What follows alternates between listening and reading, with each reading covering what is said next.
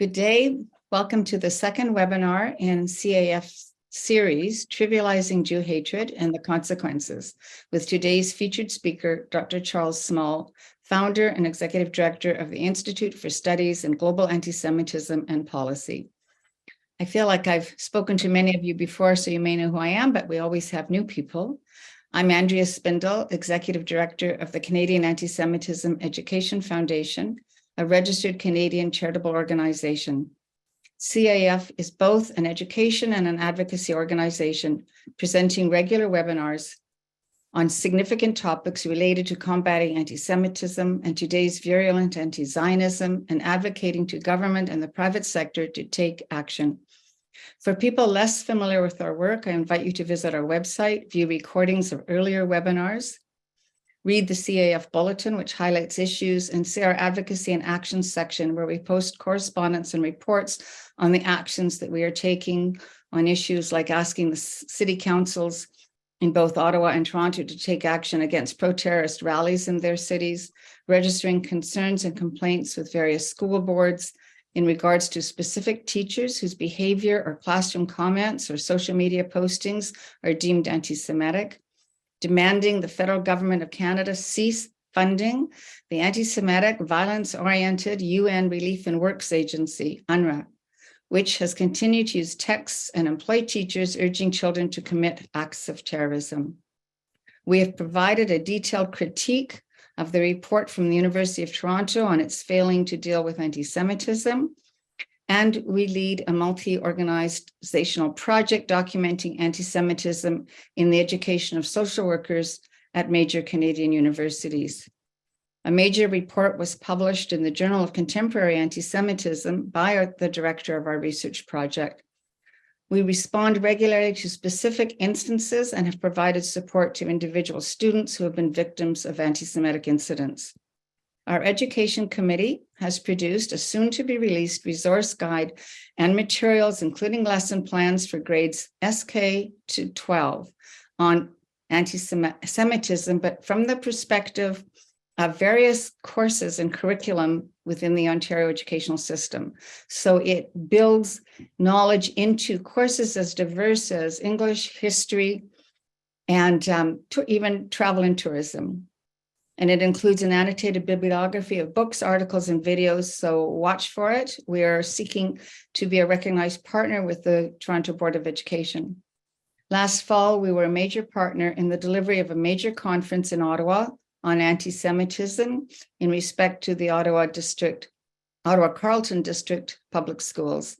And on September 10th, we will be a partner with J-Teach, Stand With Us, Doctors Against Racism and Anti-Semitism, the Lawfare Project, and others in co-hosting a conference in Toronto called Stronger Together, Fighting to End Jew Hatred. We welcome support from these and invite other projects, and note that CAEF has no paid staff. We are happy to partner with others and coordinate actions.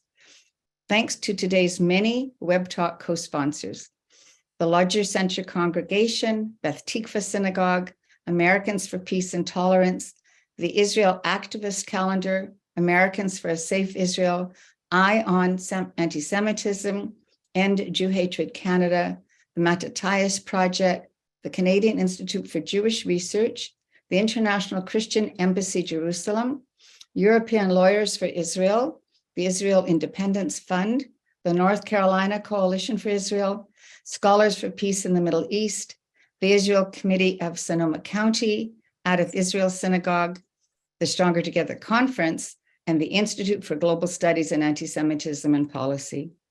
It is now my pleasure to welcome and formally introduce Dr. Charles Small. He's the director of the ISGAP-Woolf Institute Fellowship Training Program in Critical Contemporary Anti-Semitism at the Woolf Institute in Cambridge. He's also the Goldman Fellow at the Hartog School of Government and Policy and a Senior Research Fellow at the Moshe Dayan Center for Middle East and African Studies in Tel Aviv.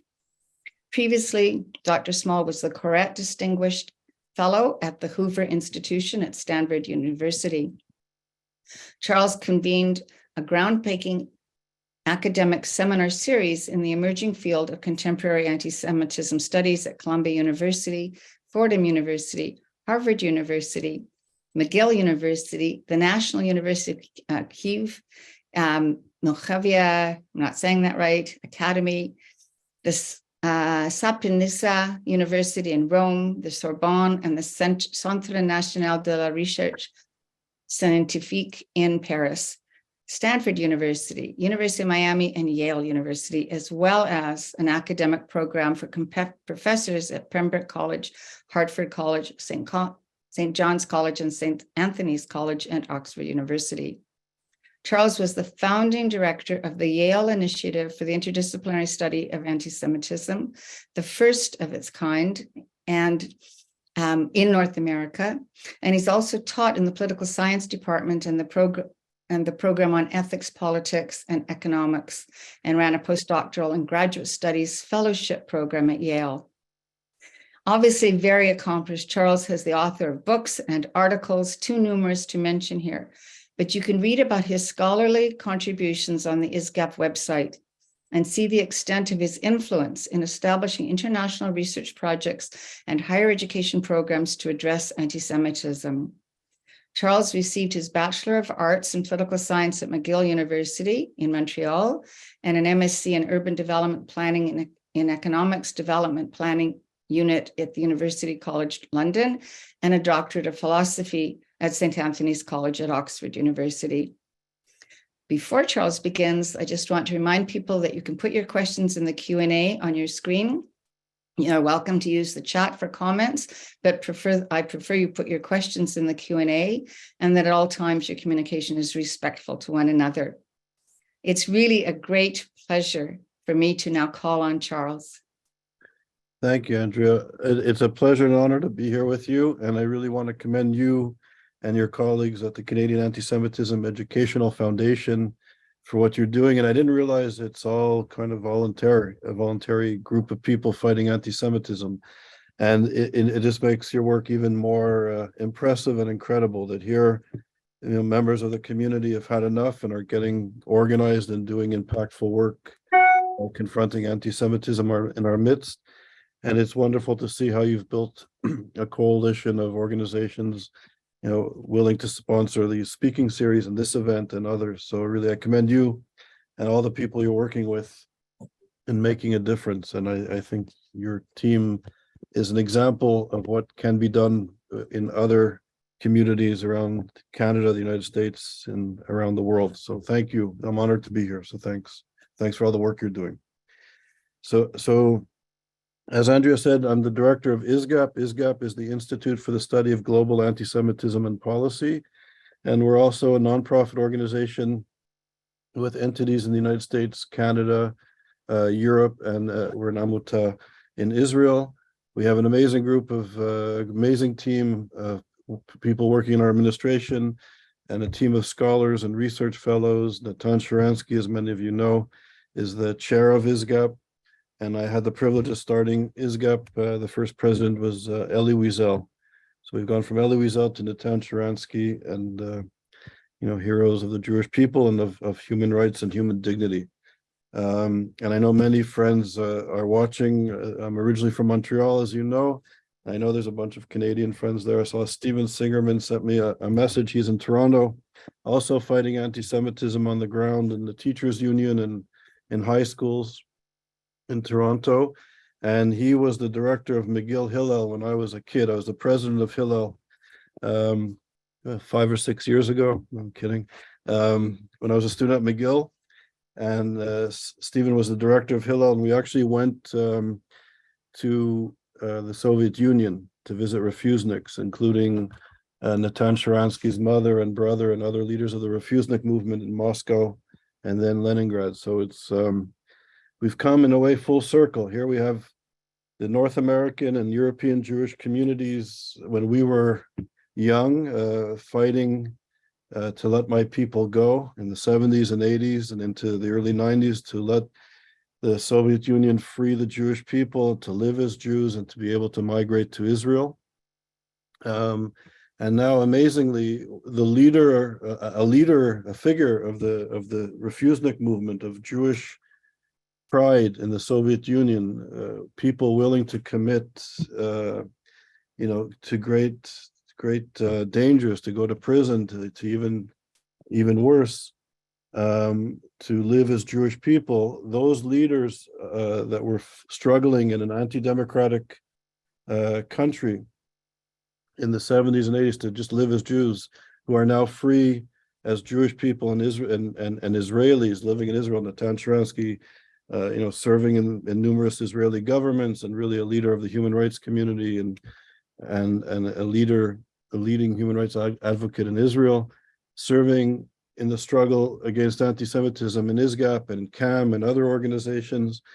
Amazingly, the Jewish community in the 70s and 80s in North America were helping Soviet Jews, and now former Soviet Jews are helping us in North America to fight anti-Semitism in our midst. Who would have thought that in one generation that the world would be flipping on its head? So it's something that we have to think about. And I think, Andrea, you and your colleagues are rising to the occasion to confront in our midst and realizing the danger, what is happening to our society. So today I'm going to speak about the normalization of anti-Semitism and how anti-Semitism is coming back into our societies or rearing its ugly head. And even speaking about McGill, I remember going to McGill, and as a kid, my generation of Canadian Jews, and I suspect American Jews and even European Jews, in the 1980s and 90s, the world was our oyster. If we would study and work, we could get into the good universities. We could succeed in almost anything we applied our mind and our energy to. So I remember going to McGill and thinking, my father and his generation were unable to go to McGill because of the quotas at McGill and the University of Toronto and the Ivy Leagues. My father's generation, it was much more difficult to go to school. Our generation, everything was open. Anti-Semitism was a thing of the past. It was somehow foreign to our lives. But here we are, another generation later, and anti-Semitism has reappeared.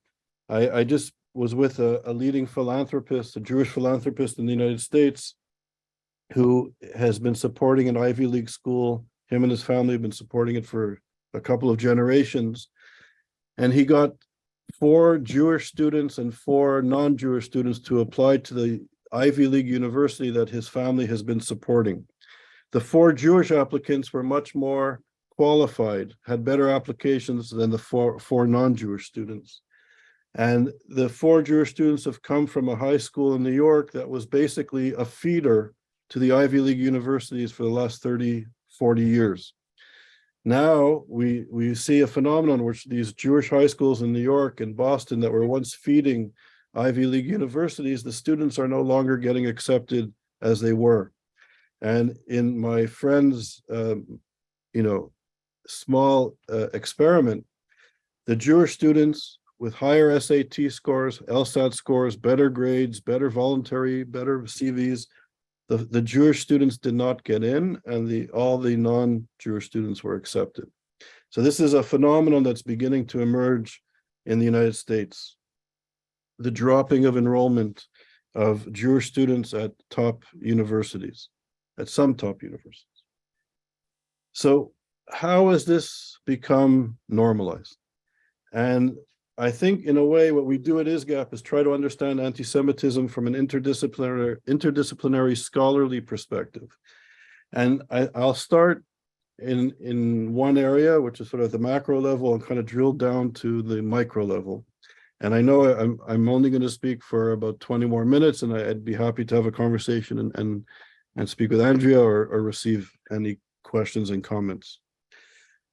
So if we look around the world is in crisis. There's an economic crisis. We can look to the US border today, and there's basically hundreds of thousands of people on the verge of entering into North America. Refugees are coming from the Middle East and from Africa into Europe. There's a global crisis in refugees, in migration, in the global economic system. And I remember in 2003, Elie Wiesel was at the Canadian Parliament. And at the Canadian Parliament, Elie Wiesel said that we're living in a time of great urgency, with reference to the global crisis, economic crisis, and the rise of anti-Semitism. And he corrected himself to say, no, we're not living in a time of urgency, we're living in a time of an emergency. And that he was never so concerned about and afraid of the rise of anti-Semitism in 2003 since the time at the end of the Holocaust. And at the end of the Holocaust, at the end of the Second World War, democratic countries got together and created a system of human rights law, created laws and regulations in which the world was determined not to allow the social, economic, and political conditions that were ripe for fascism and extremism to grow. That the rise of Hitler came about in part because of the collapse of the German economy, of the European economy, and there was mass dislocation from the economy, from political institutions. And in this dire situation, Hitler and the National Socialist philosophy and ideology was easy to gain ground because people were living in fear and were marginalized, and even marginalized from hope of a better future. So Hitler, the fascists with their easy answers and their scapegoats were operating in fertile ground. And the world got together and said, we are going to have basic levels of housing, basic levels of employment, basic levels of nutrition, basic levels of healthcare, that no citizen will be without a home, without hope of a job, without some support of a better future. Because we know when the system collapses in that situation, extremism has the capacity to provide easy answers and to grow. Fast forward in this time of neoliberalism, where we have an economic crisis, a refugee crisis, countries are failing, places like Sudan, Somalia, Syria. The list unfortunately goes on, Venezuela, parts of South American countries on the verge of complete collapse. States are no longer able even to protect their borders. We can look around, even in countries like the United States, the level of marginalization and fragmentation is growing at an alarming rate. And what we have now is the rise of extremism. And if you think about it, as the economic, political, and social conditions fail, institutions, democratic institutions are weakening and failing, you have the rise of extremism. The extreme left, some of the extreme left, I think their views are articulated in places of high culture, like the media of record and universities. So we know that the universities are on the front line of anti-Semitism in Europe and North America. This is where the ideology is being disseminated at alarming rates about Jews and Israel and Zionism. So we have the extremists in these high positions or high cultured positions. And then you have the rise of right-wing nationalism and racism, which is being expressed through political movements. It seems that the mass shooting in Dallas was connected, perhaps, possibly, to a white supremacist. People who are studying white supremacy and extremism in the United States are concerned about the alarming rise and recruitment of extreme racist and anti-Semitic individuals and the growth of movements and the sort of nationalism in places like Hungary and other parts of the Western world is also rising. And of course, we have the rise of political Islam. I'm not speaking about Muslims and I'm not speaking about Islam. I'm speaking about the rise of political Islam, which starts essentially with the Muslim Brotherhood and goes into Wahhabism. The Brotherhood is basically the root of the tree of political Islam, and it branches off into Wahhabism, into even groups like Hamas, ISIS, Daesh, other organizations, and even in the Shiite world.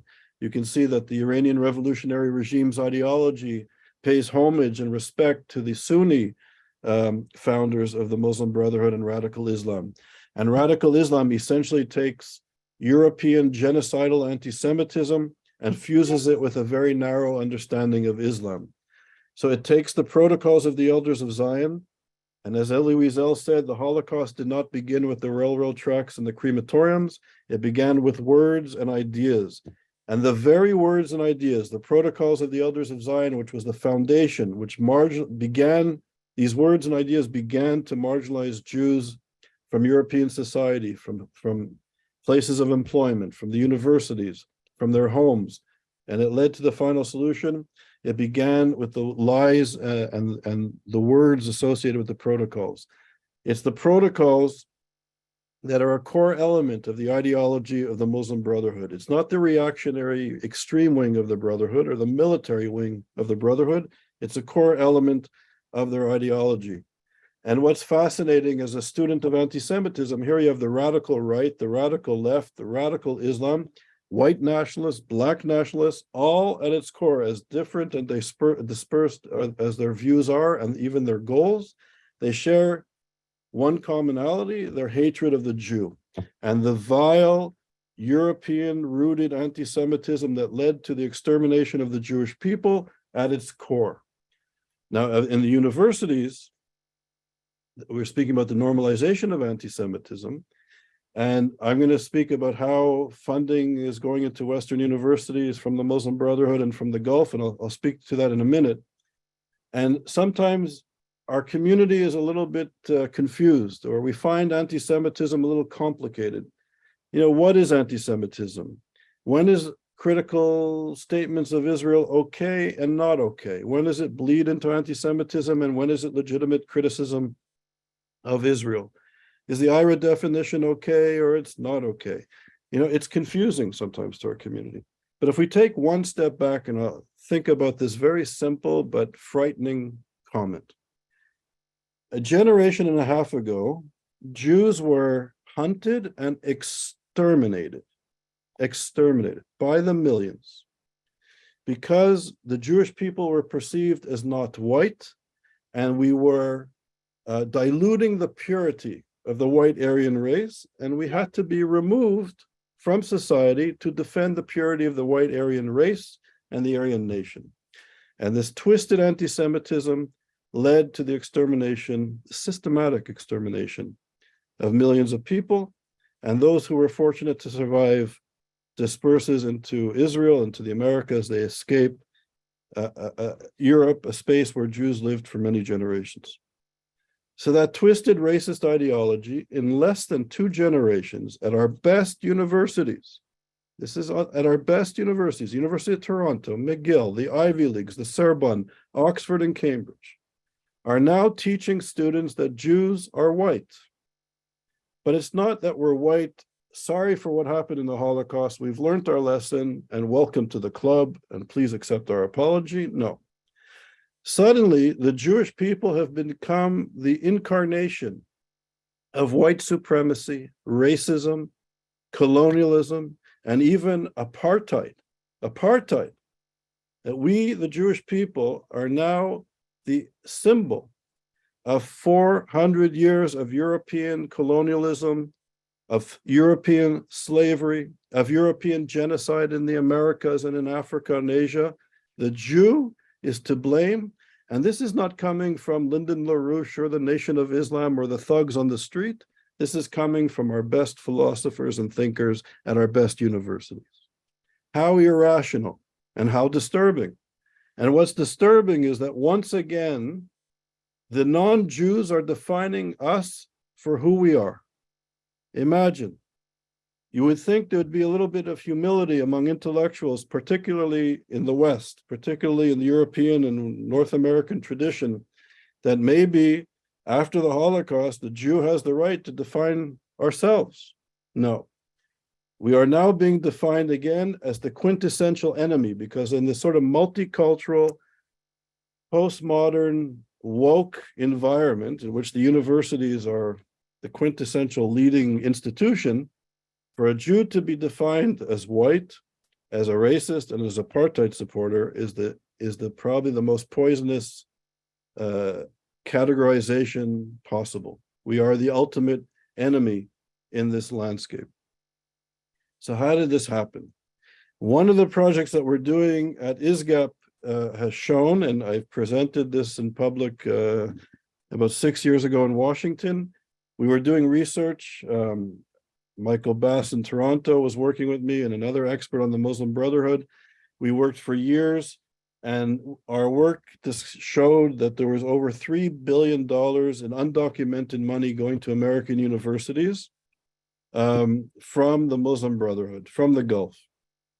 I stumbled into this project by mistake because when they closed our institution down at Yale, I, by happenstance and coincidence, discovered that one of the vice presidents of Yale University, who was a strong, openly anti-Israel, anti-Zionist advocate, who wanted to close us down, was actually close to an organization or individuals that were close to the Muslim Brotherhood and to terror financing. And I discovered this by mistake and did a bit of research, and I took it to experts to see whether I was, if this was a fabrication or a mistake or a tip of an iceberg.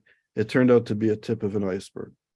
And we presented our research in Washington to the head of Homeland Security, the FBI, the Secretary of Education, of Justice, the Secretary of State, and the top 100 civil servants. And our presentation led to a federal investigation in which the federal investigation discovered $18 billion in undocumented money coming from the Muslim Brotherhood. And the Muslim Brotherhood, as I was saying earlier, its ideology is basically associated with European anti-Semitism and the ideology of fascism and even Nazism. The head of the Muslim World, not the Muslim World League, the head of the Muslim Brotherhood, Yosef Qaradawi, always used to preach, and this was one of the most important spiritual leaders in the Islamic world and certainly among the Muslim Brotherhood. He always taught that the true believer, the true Muslim, was obligated to finish the work of Hitler. Now, as staggering as this is, here's a man articulating a call for genocide. The founder of Islamic studies at Oxford University was no less than Yosef Qaradawi, a man calling on Muslims to finish the work of Hitler. His organization donated a lot of money to Oxford, and he was the founding director of Islamic studies at Oxford University. This ideology is permeating our university system. So this is where this sort of anti-Semitism of today is being inculcated and spread. And of course, we all know that universities are probably the most sensitive and important institution in a democratic society, because this is where our future leaders, our future citizens learn. And they're learning, as we know, and even our Jewish children who come home from those good universities that the parents sacrifice to pay the tuition to, sitting around your Shabbat tables when your kids come home from school, we hear the nonsense that they espouse, the nonsense that they're learning from these very intelligent scholars. So we know that this is happening and it's accelerating. And this is the threat that poses to our community, because we know that the future professors, the future journalists, the future leaders, the future captains of industry are getting inculcated in this education system. So this is a significant threat to our society. And I'll just end, and then I'll be happy to take questions. I think one of the solutions that we have to do as a community, and I think, Andrea and your colleagues, you're doing an amazing job, is becoming aware of the threat of anti-Semitism and to understand the threat. Where is it coming from? What's the ideology? Why is it being supported by organizations or social movements that seem at the surface so different? Why is the radical left and the radical right and political Islam sharing these twisted views of anti-Semitism? So to understand the nature of anti-Semitism, and at the same time, to go back to the roots of Jewish ideas. We are very fortunate as a people. When we speak of real colonialism, and when we speak of the legacy of colonialism, so many people, so many nations have been either destroyed or assimilated. So many people don't speak the language of their ancestors, don't understand the ideas and the concepts and the knowledge and the wisdom of the cultures in which their ancestors come from. In Judaism, we have it at our fingertips. We have the Torah. We have the commentaries of the learned rabbis and thinkers for so many generations, that we have our ideas and our concepts at our fingertips. And now in the age of digital education, you can get all these things, at a stroke of a key. You can read the Torah, the Talmud, and all the commentaries. And I think a key element in the struggle against anti-Semitism is to revisit our wisdom.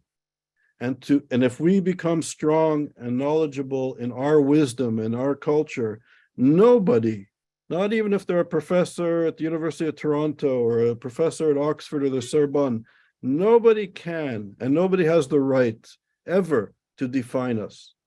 And Emmanuel Castells, who was an urban sociologist and intellectual, always taught that a basic expression of power, perhaps the most basic expression of power, is the capacity to define ourselves.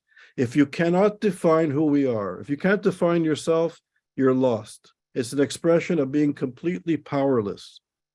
So I think our community has to go back, and when the intellectuals tell us we are white and we are, rooted in colonialism and we are settlers, if we know who we are, if we know the concepts of what it is to be a member of the Jewish people and what our roots are, and that we are the indigenous people of the land of Israel, that the Romans came and as an insult to the indigenous people, renamed the land of Israel after the Philistines or the Palestinians, this was perhaps the first expression of European colonialism, for the Europeans to rename the land of Israel to Palestine. Imagine, we are, if people want to learn about colonialism, they should come learn what it means from a Jewish perspective to be exposed to exile and colonialism. And of course, we know, and I was very fortunate to study with Rabbi Mond in Montreal at Bell's Rebbe. I was one of the few non-Bell's students that he took for a variety of reasons. But we know in our culture there's 4 exiles. Here, I'll give you one example. There's 4 exiles. We know that there's Egypt, which represents slavery. There's Babylon, which represents the physical annihilation, the story of Purim. There's the Greek exile, where Jews could have stayed in Israel on the condition that we give up our notion of God and our culture and assimilate. So Greeks represent assimilation. And Rome, or Edom, or Rome, represents the longest exile. And this longest exile that we're in will encompass the slavery, the physical annihilation, and the assimilation of past exiles. Right? So this is a small understanding. So if we understand the legacy of our exile and the colonialism and the brutality that we've been exposed to, if we understand and we can situate ourselves in this Jewish worldview, a Jewish gaze, then it's going to be very easy for Jewish kids and students and our community to reject and to fight against the lies and the propaganda that is hammering our community every day in the media and every day in our best universities. So it's going back and creating study groups. And, I was very active in the anti-apartheid movement in the 1980s. And I was the leader of the African National Congress Solidarity Committee. I was the chairperson of it. And my mentor was a professor from South Africa who married a Jewish American woman. I became very close to him. He was in exile. He was kicked out of South Africa and he went to England and then Canada as a refugee. And he was the person who taught Stephen Biko. Stephen Biko, these were the founders of the Black Consciousness Movement. They studied to take pride in African culture and African wisdom as a way to struggle against the brutality of the apartheid system. And I think our community can learn from Stephen Biko and the Black Consciousness Movement. We need to go back to our culture and take pride in who we are and stop allowing people to demean us with ideas that are historically incorrect and have nothing to do with our culture. So it's understanding the mind of our enemy and equipping ourselves to fight with pride. So I'll end there. And I again, thank you for listening and thank you for having me. Thank you, Charles. We have a lot of questions. I would just like to make an observation since you referred to your work in the fighting South African apartheid, because I guess I'm at least a decade older than you. And I remember being involved in the campaign to free Nelson Mandela, very active when I was at UBC doing grad school. And I left the movement after 10 months because out of the blue, from nowhere, the leader of our groups started to make anti-Israel comments. And that's in the early 70s. That's a long time ago. So it's just been growing since then. And I think some of us have been somnambulant. We have slept through the 40 years to get to this moment, right? So I really appreciate what you're saying. We were not educating ourselves and our children to do what you're saying now. We have to rebuild because our kids are, maybe in their 20s and 30s, and they're not interested in sitting down and having a lesson to be told that what they've learned at university is wrong. Right. So I have a couple of comments here that are connected. Several people have raised this, and I'm not sure if I'm saying it right.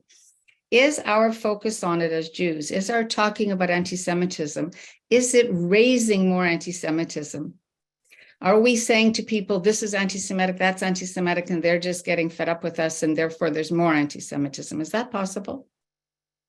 So 2 points, but it's a good question. So first of all, going back to the anti-apartheid movement, all my comrades in the anti-apartheid movement, my Canadian comrades, they were at the University of Toronto and they started Anti-Apartheid Week.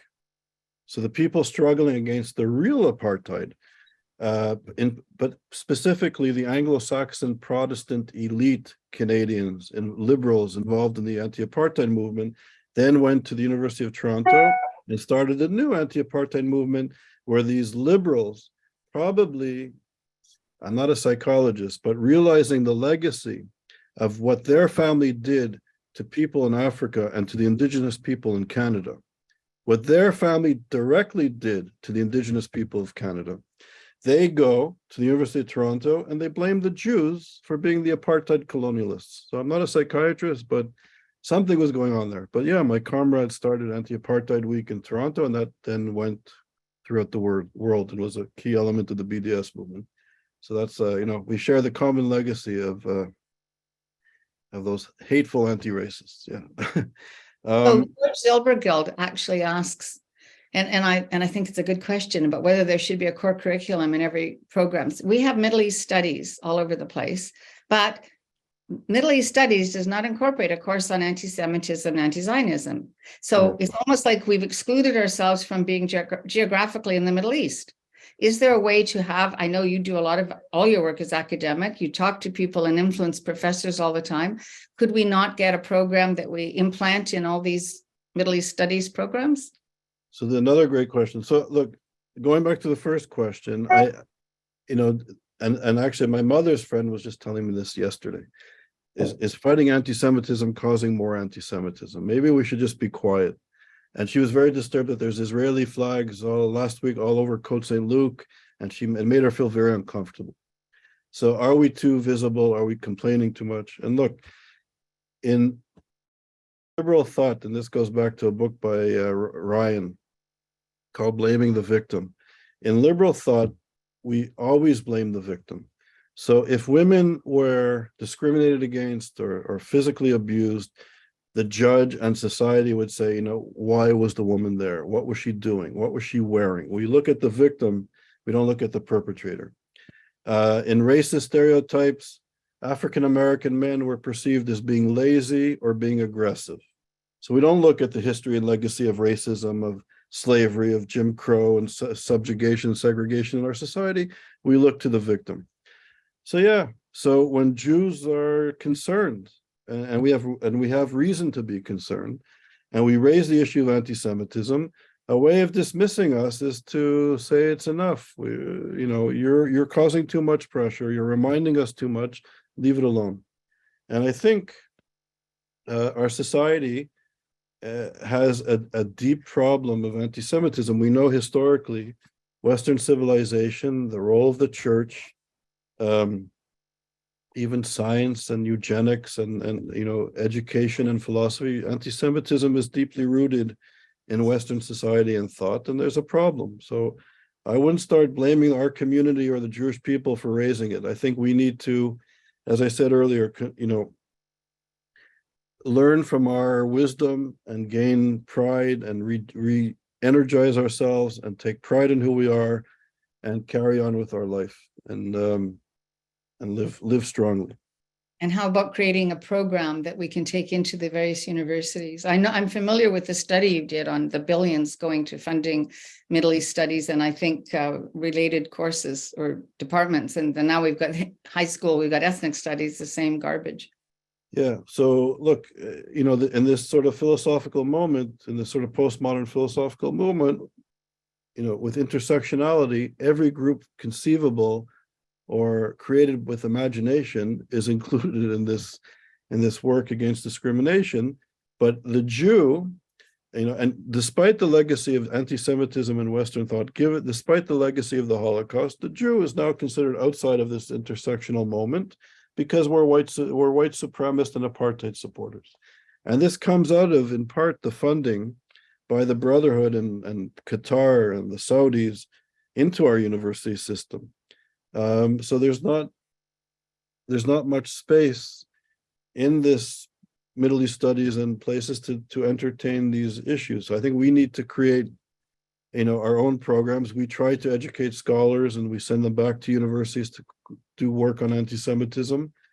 We need more institutions, more professors engaged, and to create the legitimacy for studying contemporary anti-Semitism in Middle East studies or in universities in general. But it's a struggle because there's so much power and money going into the universities from the Gulf that it's difficult. But our philanthropists, without being rude, without putting their name, they should stop putting their names on the buildings and tell the universities we want programs and courses and we want to hire professors and create institutes to deal with this longest of hatreds. It reminds me, you spoke about how much more difficult it is for Jewish students sometimes to get into good universities, which is really quite shocking because there was a moment in time in my parents' generation where there were quotas. Could we end up back there? And the other question related is, some of you are old enough like me to remember the Gentleman's Agreement book, the book called The Gentleman's Agreement, which kept Jews out of jobs. My understanding is latest research has shown that there are major companies who will choose not to hire a Jew because they don't want to deal with the issues. Yeah, right. I've read some of those studies as well.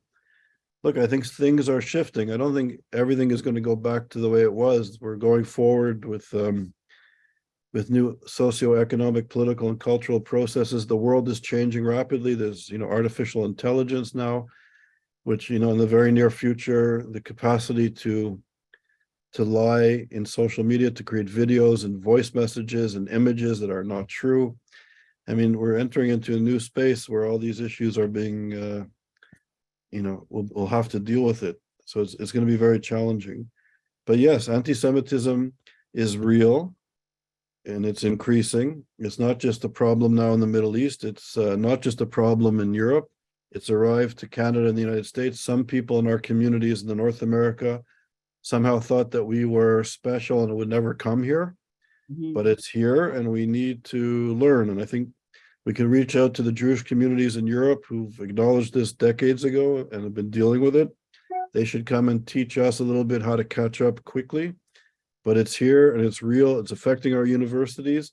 And once it impacts the universities, in a very short period of time, it will affect the labor market, it will affect our political institutions, member of parliaments. The members of Congress are now having Nakba Day in Washington. Who would have thought about that would be possible 10 years ago?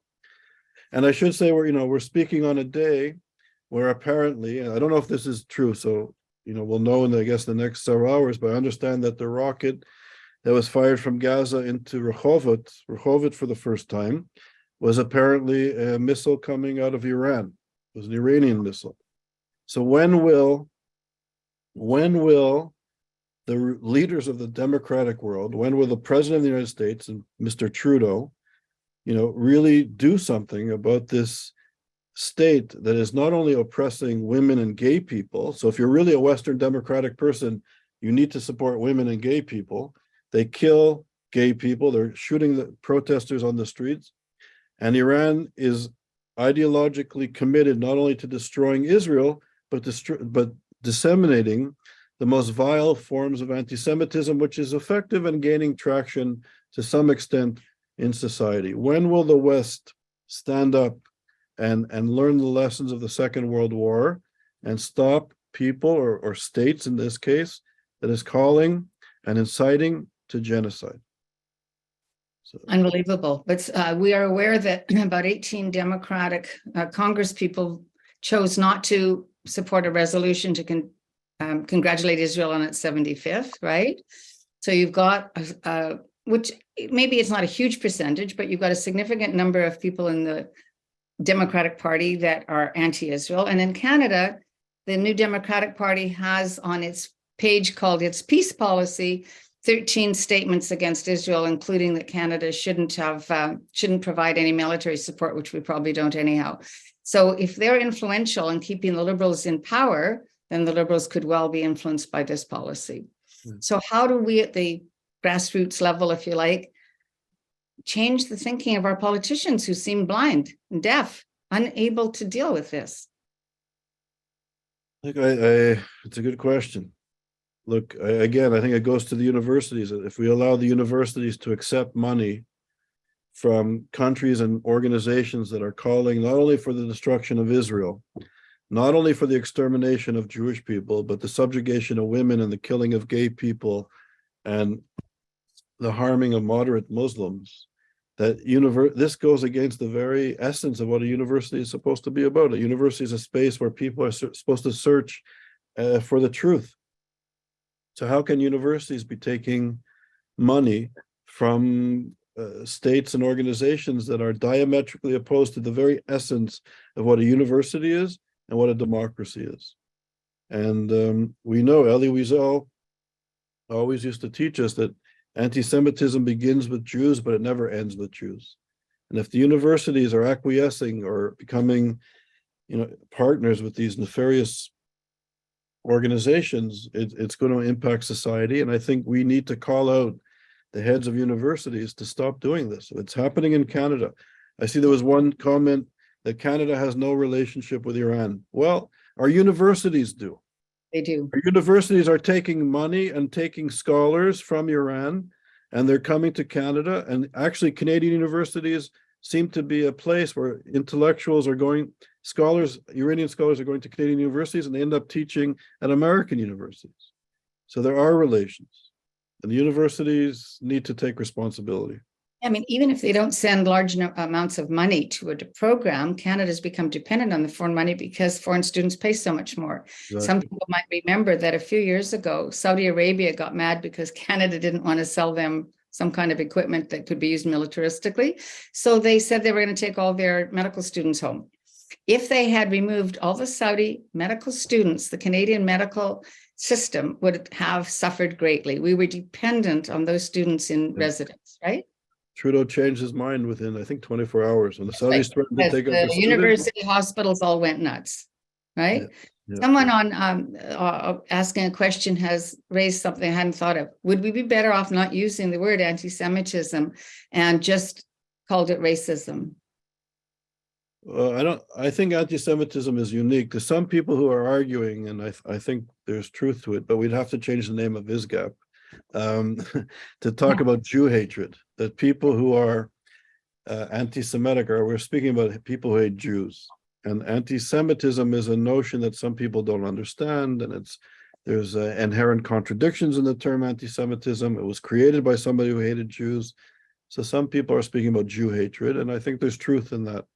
But I wouldn't say it's just racism, because I think anti-Semitism is like an onion. There's a racist element to anti-Semitism. There was a religious, and still is, religious element to anti-Semitism. And now the most dominant form of anti-Semitism is the attack on who we are as a people and our connection to our land. So it's like peeling an onion. So it's not just racism, it's something unique. And Robert Wistrich and others have written importantly that anti-Semitism is a phenomenon that's inherently genocidal, unlike other forms of discrimination. So So we argue and advocate vociferously for support for IRA, but not just the adoption of resolution, which I think by itself is not enough, but implementation. I don't see many governments actually saying we've adopted it and now we're going to educate across the system. I worked for many, many years as the CEO of a major organization, and every time the government had a new policy, we were required as an organization that received government money to educate everybody in the company as to what that policy was, whether it was multiculturalism or anti-harassment, anti-bullying, or whatever. And I think we even did anti-Black racism 10, 15 years ago. So if the government says they now have adopted IRA, should they not be requesting and demanding or delivering an educational program to all Crown corporations, government departments, and funded NGOs? Of course, 100%. Your point, exactly. If there's not sensitivity training or basic introduction, because I'm sure most people I think are filled with goodwill. And if the Canadian government or provincial governments or municipal governments who adopt IRA would actually have workshops with their employees, I'm sure the vast majority would be open to learning about anti-Semitism, Jew hatred. But if what you're saying is true, and I know it to be largely true, that there's no workshops, there's no education, there's no awareness among the employees, then it's just lip service. Right. And governments, when it comes to anti-Semitism, are either silent or some of them are paying lip service. And then the lip service becomes their bigness. They say, look, we're not anti-Semitic, we've adopted the IRA definition. But as you say, if it's not being implemented, if the civil servants are not learning about it, then there's no consequence. I would like to ask Lawrence Greenberg's question in a certain way. He's asking why we are trying to be genteel in our approach. And I would agree with him. Would there be any value of trying to do for the Jewish community and our allies to run campaigns that look like the ones that are run against us, like the anti-Palestinian Apartheid Week, which SSI is now promoting, or demonstrations that show that apartheid, ethnic cleansing, and the murder of gays is a standard practice among the PA and Hamas? We don't go to the street and say that. What do you think that would look like? Would we look worse, or could it work? No, I think we could learn from other social movements or protest movements. And no, I think it's a very important point. I think we should develop a multi-pronged approach. If you look at the civil rights movement or the anti-apartheid movement, I think there's space for protesting and calling out people who are racist or anti-Semitic, or people who are opposed to, citizenship and the inclusion of all people to be equal under one legal system. They should be called out and be called out with energy. So protesting, education, there could be backroom diplomacy. I think our community, we're very fortunate that we have resources and we have brain power. We have in our communities, we have experts in law, experts in education, wealthy people who are amazing philanthropists. If the brain power can get together and listen to each other and understand that the scholars don't have all the answers and the philanthropists don't have all the answers. How many times, a philanthropist will say, I want to fight anti-Semitism, I'm going to do it this way. But they don't listen to the people fighting anti-Semitism, or the people fighting anti-Semitism don't want to learn from the philanthropist and their knowledge of business and how to, develop and scale and replicate programs, right? We have to check our egos out at the door. There's so much expertise around the table and brain power. We've got to listen to each other and develop a strategy together. The community communal organizations, they're amazing, but they also have to listen to other sectors of our community and really pull together. And then I also think the young people are kind of at the cutting edge of all this. It's happening at universities. So there's a huge gap between young people's understanding of anti-Semitism and older people's understanding. So we have to bridge that gap. And I think if we sit around the table, go back to our wisdom, and then listen to each other, we can do incredible stuff. We have the ability to really fight back hard. And so we need a comprehensive strategic plan, is what you're saying, right? I think part of it is on the street. Yes, part of it should be on the streets. And calling out people. One sector you didn't talk about too much, Michael Pasco asks about the media. And I would draw attention to a book, which I'm sure you're very familiar with. I did a webinar recently with Richard Landis. I recommend his book, Can the Whole World Be Wrong? Lethal Journalism, Anti-Semitism, and Global Jihadism, which talks about the media's role. Maybe you could speak about it from the perspective of normalizing. If all the regular papers people read, like the Washington Post and the Toronto Star and the Globe and Mail, and of course the New York Times, if they're all spouting lies about Israel, I don't know what that's about, but how do we deal with that? Yeah, so as I said earlier, if the universities have been influenced or hijacked, then the best journalists and the best professors and the future leaders are going to be inculcated in their perception of Israel and the Jews. So it's this has been going on for a generation, and now we're beginning to see the results of anti-Semitic education in our society. So it's unfolding. And I think now we're on the cusp of this sort of artificial intelligence revolution where it's going to be very easy to misrepresent people. So the challenges are very serious. And with the AI issues, it's beyond my comprehension. But again, our community needs to sit down. At the University of Toronto, you have the Creative Destruction Lab that some scholars and philanthropists in Toronto are involved in. Now, these are the people that created this stuff. And these are the people that are now calling for a moratorium that we need to stop because of the dangers of it. Right. These are people in Toronto. Model, right? So they should be involved in the struggle against anti-Semitism.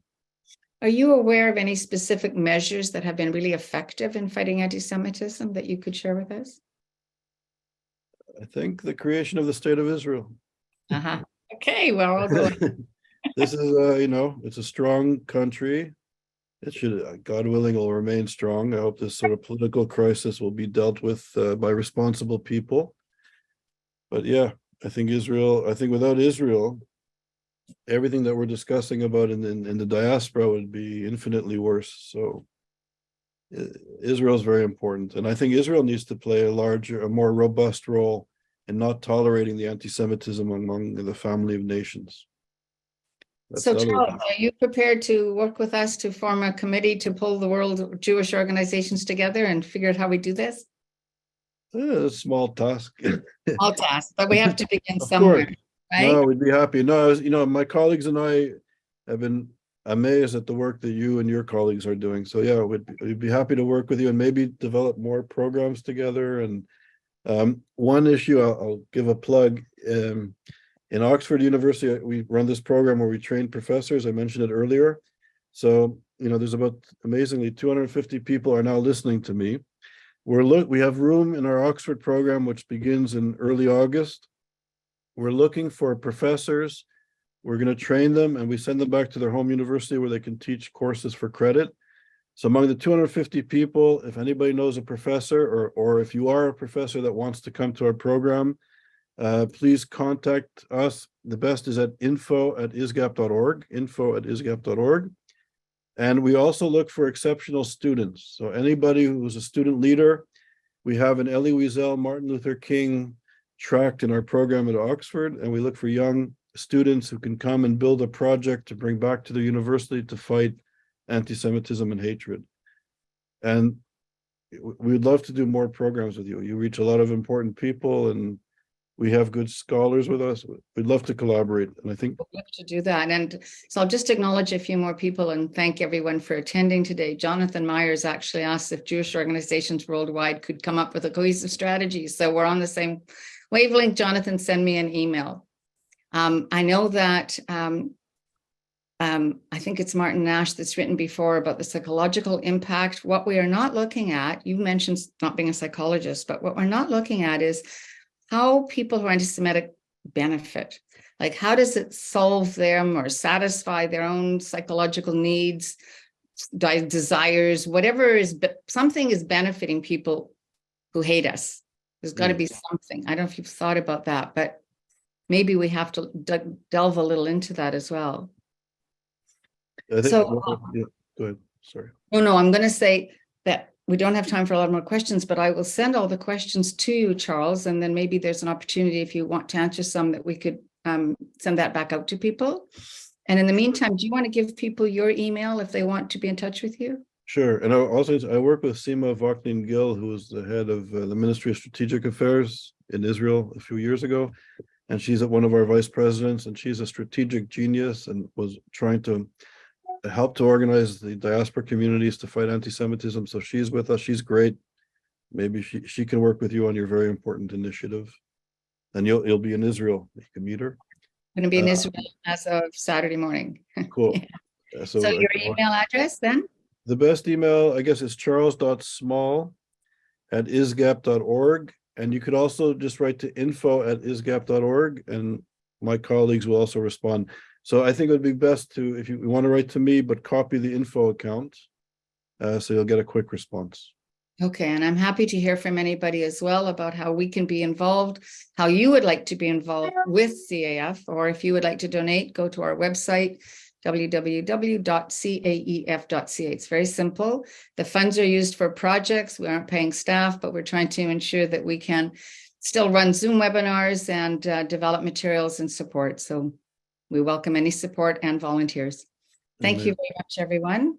Have a good day. Success and strength in your work. Thank you. Thank you for having me. Thank you. And thanks again to all of our sponsors who are shown here. We invite you to continue to be involved, and others that would like to sponsor our programs, please let me know.